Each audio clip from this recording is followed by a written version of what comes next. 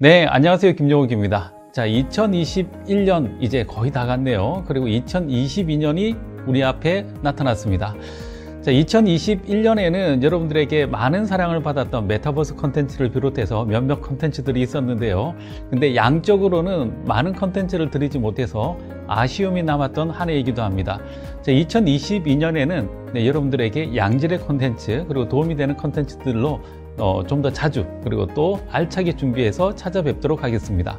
자, 2022년 처음 컨텐츠로 2022년 당신의 삶을 바꿀 기술이라는 주제로 첫 번째 컨텐츠로 찾아뵙게 되었습니다. 자, 이 첫 번째 컨텐츠에서 제가 다룰 내용은 매년 이제 IT 트렌드들이 이렇게 발표되고 있어요. 이 IT 트렌드가 항상 이 가트너 그룹에서 나오고는 하는데 내용들이 대단히 추상화 레벨이 높아서 그냥 보면 이게 무슨 얘기인지 잘 모르는 경우들이 많습니다. 그래서 이번 시간에는 가트너 그룹이 만든 IT 트렌드 2022를 하나하나 살펴보도록 하겠습니다. 자, 그런데 이 가트너 그룹에서 발표하는 이런 내용들도 원래는 IT 트렌드가 뭐 5개였다가 7개였다가 9개였다가 10개였다가 점점 많아지고 있어요. 그만큼 IT 기술이 우리 주변의 저변을 넓히고 있다. 그리고 우리 주변에 보면 이제는 점점 IT 기술이 아닌 게 없게 되어 가고 있고요. 특히나 이제 또 2020년부터 우리 주변에 강타했던 코로나의 여파로 모든 것이 비대면으로 넘어가고 또 사람들이 또 바깥에 나가서 뭔가 엔터테인먼트 할 수 있는 게 없으니까 좀 더 IT 기술에 녹아들다 보니까 IT 기술의 발전은 점점 더 가속화되고 있는 것을 볼 수가 있습니다. 자, 2022년 IT 트렌드에서는 12가지 항목이 나왔고요. 이 중에서 이제 몇 가지 중요한 것들은 좀 더 많이 다루고 그리고 또 가벼운 내용들은 빨리빨리 다뤄서 이 12가지 내용들을 이번 시간에 한번 다뤄보도록 하겠습니다. 자, 첫 번째 주제는 바로 이 데이터 패브릭이라고 합니다. 이 데이터 패브릭, 보통 우리가 왜 패브리즈라고 하면 이렇게 왜 섬유에다가 뿌려서 냄새 빼는 것들 있잖아요. 네, 그런 것처럼 이 패브릭이라고 하면 이런 면직을 얘기합니다. 자, 그런데 이 면직들이 보면 이 촘촘하게 가로 세로로 이렇게 엮여 있는 것을 볼 수가 있는데요. 데이터들도 그렇게 촘촘하게 엮여 있다는 그런 표현으로 데이터 패브릭 이런 표현들이 나오기 시작을 했습니다. 자, 데이터 자체는 주변에 굉장히 많이 있어요. 그리고 또 우리가 업무 환경에만 봐도 어떤 파일은 엑셀로 돼 있고 어떤 파일은 워드로 돼 있고 어떤 파일들은 데이터 시스템 안에 포함되어 있고 어떤 파일들은 뭐 인사 시스템에 있고 이렇게 데이터들이 주변에 많이 널려 있지만 각각 다른 방법으로 다 흩어져 있다는 겁니다. 이 데이터 패브릭이라는 개념은 이런 데이터들을 서로 연결해서 한 군데다가 잘 모아 놓는다는 얘기죠. 그냥 모아 놓는 게 아니라 이렇게 모아져 있는 이 데이터를 언제 어디서든지 내가 필요한 데이터를 조회해 보거나 가져올 수도 있고요. 또 여기에서 바로 접근해서 업무를 진행할 수 있게끔 해준다는 겁니다. 자, 이건 단순히 시스템을 통합했다라고 하는 것보다는 조금 더 아래쪽에 이 데이터 단에서 데이터들을 통합하고 그 위에 이 데이터들을 종합적으로 관리할 수 있는 그런 시스템이 들어간다는 느낌이 들어가는 게 좀 다른 느낌인데요. 바로 이 데이터 패브릭은 데이터 중심의 어떤 사회로 가기 위한 하나의 업무 환경을 얘기를 합니다. 이렇게 데이터 패브릭으로 완전히 전환되어 있을 경우에는 내가 집에 있지만 핸드폰으로도 모든 업무를 볼 수가 있고요. 또 내가 이동 중에도 가능한 비서를 통해서 나한테 필요한 데이터들을 조회해보고 그걸 표준화된 방법으로 처리를 할 수 있게끔 해주는 등 데이터 중심으로 뭔가 발전할 수 있는 굉장히 중요한 요소가 바로 이 데이터 패브릭인데요. 2022년에는 이 데이터 패브릭이 좀 더 수면 위에 부상을 하게 될 거다라고 얘기를 하고 있습니다. 지금도 데이터 패브릭으로 검색을 해보면 뭐 IBM이라든지 몇몇 업체들이 이제 이 데이터 패브릭에 대해서 이야기를 하고 있는데요. 2022년에는 이게 어떻게 좀 더 구체화되고 있는지 그런 것들을 살펴보는 게 하나의 포인트가 될 것 같습니다. 자, 두 번째 트렌드는 바로 사이버 보안 메쉬입니다. 자, 보안은 굉장히 중요한 기술이죠. 항상 우리가 보안을 얘기할 때 더하기가 아니라 곱하기라고 얘기를 해요. 자, 이게 무슨 얘기냐면 모든 기능들이 완벽한데 기능들이 하나씩 추가될 때마다 그 기능들은 다 덧셈이 돼요. 그래서 기능이 추가될 때마다 그 시스템은 점점 더 좋아지겠죠.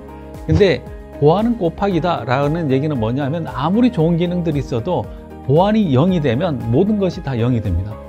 그래서 보안의 중요성은 뭐 계속해서 강조할 필요가 없는데요. 그렇게 하다 보니까 이 보안 솔루션들도 굉장히 많이 늘어나고 있다는 거죠.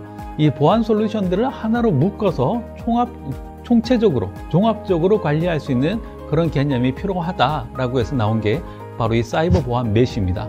그래서 사이버 보안 자체도 면직처럼 이렇게 가로 세로로 촘촘하게 해서 이걸 들여다보겠다는 얘기죠. 그래서 사이버 보안 메쉬라는 개념들이 지금은 클라우드 솔루션들에는 이미 적용이 되고 있는 것으로 보입니다. 자, 이 마이크로소프트의 클라우드 플랫폼인 이 애저 같은 경우에도 사이버 시큐리티 센터 안에서 웬만한 보안과 관련되어 있는 매트릭이라든지 그리고 그 안에서 어떤 상황, 이벤트, 그리고 또 이슈, 리스크 이런 것들을 한꺼번에 다 관리할 수 있게끔 되어 있거든요.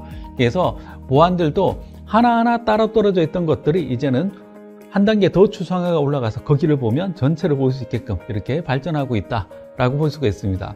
매년 우리가 이렇게 보면 IT 기술은 둘 중 하나예요.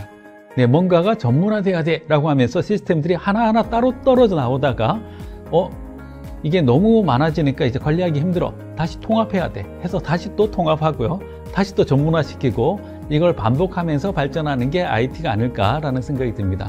일반 기업의 시스템들도 아마 비슷한 면을 보이고 있을 겁니다. 자, 세 번째 같은 경우에는 개인정보 강화 컴퓨테이션이라고 얘기를 하고 있습니다. 정확하게는 이걸 PEC라고 얘기를 하고 있고요, Privacy Enhancing Computation이라고 얘기를 하고 있어요. 개인정보 굉장히 강화되어 있죠. 우리 주변에도 몇 년 전에 비해서 개인정보에 대한 이야기들이 굉장히 많아졌습니다. 그리고 이맘때 되면 이제 수시로 여러분들이 이메일로 받죠. 여러분들의 개인정보는 이렇게 사용되고 있습니다, 이런 얘기들을 하고 있는데요, 이런 개인정보를 그냥 물리적인 컴퓨터에 의해서 좀 더 강화되어 있는 그런 환경을 제공을 해야 된다라고 하는 게 바로 이 PEC의 개념입니다. 이때까지는 어떤 정책 그리고 법률 이런 거에 의해서 개인정보를 보호해야 돼 라고 얘기했지만, 이제는 이걸 컴퓨팅 레벨에서 개인정보를 보호해야 된다라고 얘기를 하고 있는 거죠.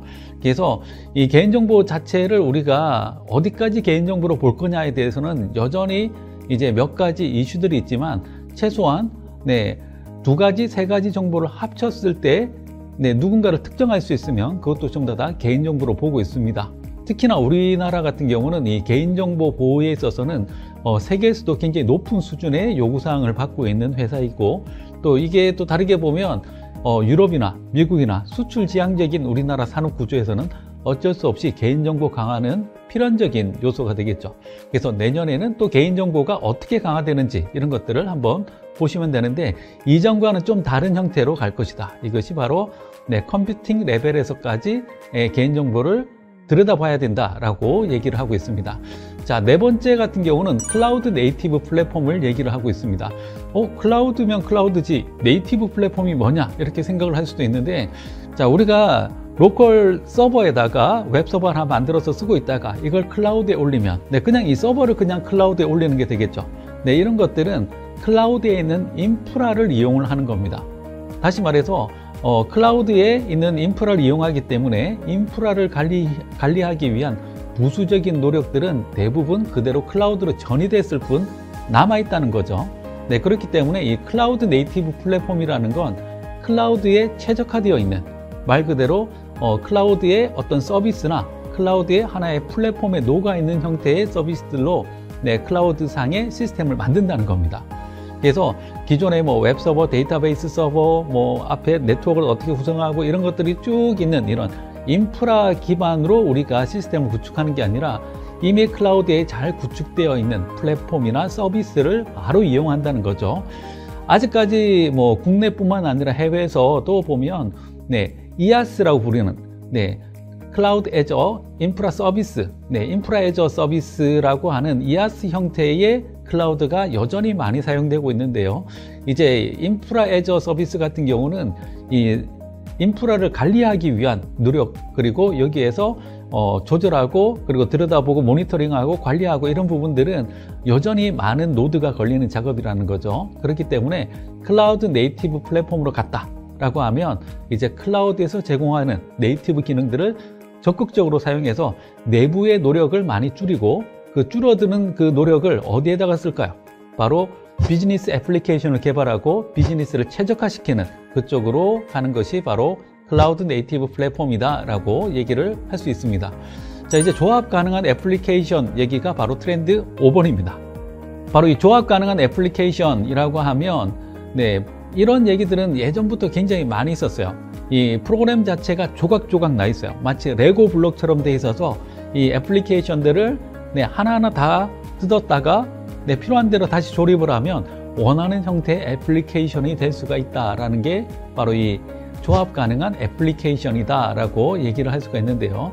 자, 이런 것들이 예전에도 많은 시도가 있었어요. 그래서 보면 이제 뭐 컴포넌트 기반의 뭐 애플리케이션 이런 것들로 재활용성을 굉장히 많이 높였습니다. 자, 그런데 레고를 생각해 보면 레고가 어떻게 그렇게 막 조합이 될까요? 네, 레고 같은 경우는 연결하는 이 방식 자체가 표준화되어 있죠. 그래서 이 조합 가능한 애플리케이션을 하기 위해서는 네, 탄력적으로 애플리케이션을 분해하고 조립 가능한 그런 플랫폼 자체가 필요하게 되겠죠.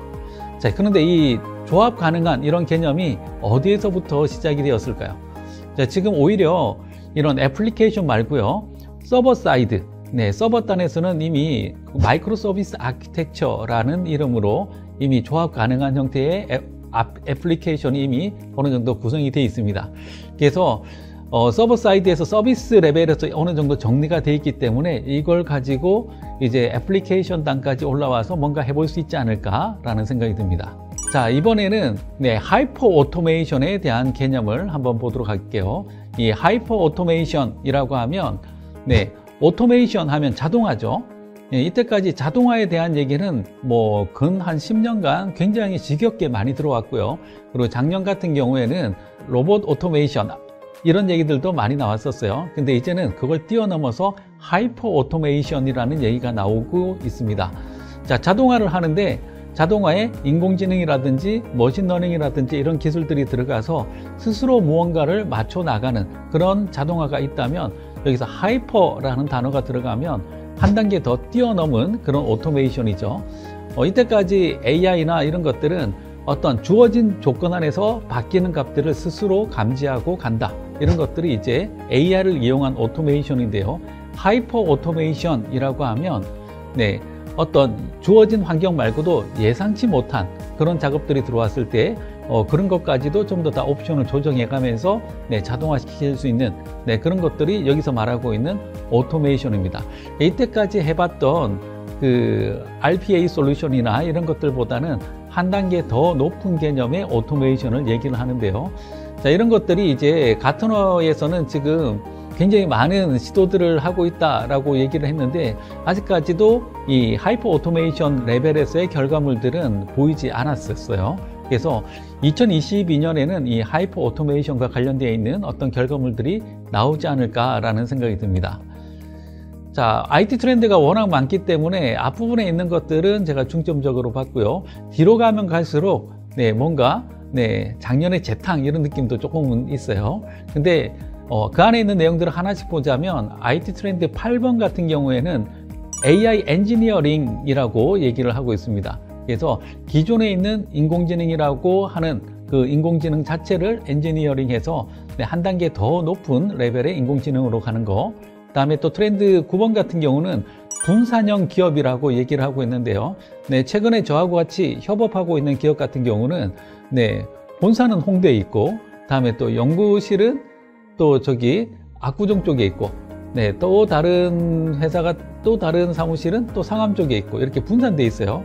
이 업체 말고도 제가 알고 있는 모든 기업들이 보면 요즘에 한 회사인데도 여러 군데 이렇게 분산되어 있는데요. 이렇게 분산형 기업이 가능한 건 강력한 IT 인프라가 가능하기 때문에 바로 이런 분산형 기업이 가능하다라는 생각이 듭니다. 자, IT 트렌드 10번째는 전체 경험입니다. 자, 이걸 이제 토탈 익스피어런스라고 얘기를 하는데요.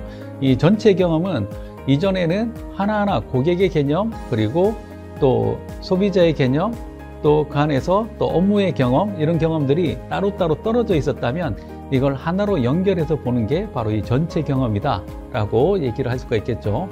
자, 이 외에도 자체 시스템, 생성형 AI 이런 개념들이 나오고 있습니다. 자, 이런 전체적인 개념들을 쭉 보면 이 12가지의 IT 트렌드들이 이렇게 쭉 나와 있는데요. 이 12가지를 한 가지 단어로 요약을 해보자 라고 하면 저는 클라우드라고 얘기를 할 수 있을 것 같습니다. 자, 이 기술들이 전부 다 가능하게 했던 원천적인 베이스가 바로 클라우드다라고 얘기를 할 수가 있을 것 같은데요. 자, 보면 분산형 기업, 그리고 자치 시스템, 그리고 생성형 AI, AI 엔지니어링, 자, 뿐만 아니라 앞에서 얘기했던 하이퍼 오토메이션, 네, 그리고 의사결정 인텔리전스, 그리고 조합 가능 애플리케이션, 클라우드 네이티브 플랫폼, 다음에 개인정보 강화 컴퓨테이션, 사이버 보안 메시, 그리고 데이터 패브릭, 이런 하나하나의 기술들이 전부 다 클라우드라고 하는 강력한 플랫폼이 없었다면 등장하기 어려웠을 것 같습니다. 그래서 이 전체를 본다면 내년에도 여전히 이제 뭐 AI라든지 뭐 메타버스라든지 여러 가지 자잘한 트렌드들은 계속 갈 거예요. 계속 갈 건데 이것들을 관통하는 하나의 거대한 플랫폼으로서 클라우드는 더욱더 발전할 것으로 생각을 할 수가 있습니다. 자, 그래서 그런지 지금 현재 미국 증시에서 시가총액 1등 누굴까요? 클라우드 업체입니다.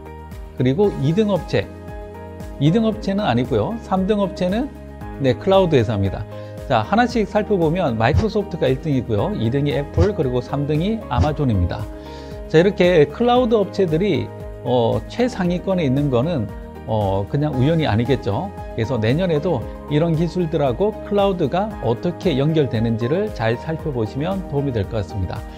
자, 내용이 굉장히 많았는데요. 이걸 짧은 시간 안에 요약을 해드리려고 굉장히 많이 생략을 해서 설명을 해드렸습니다. 자, 2022년 영욱 스튜디오에서는 이런 IT 트렌드를 하나하나 재밌게 잘 풀어드리도록 하겠습니다. 자, 그러면 다음 영상에서 뵙겠습니다. 감사합니다.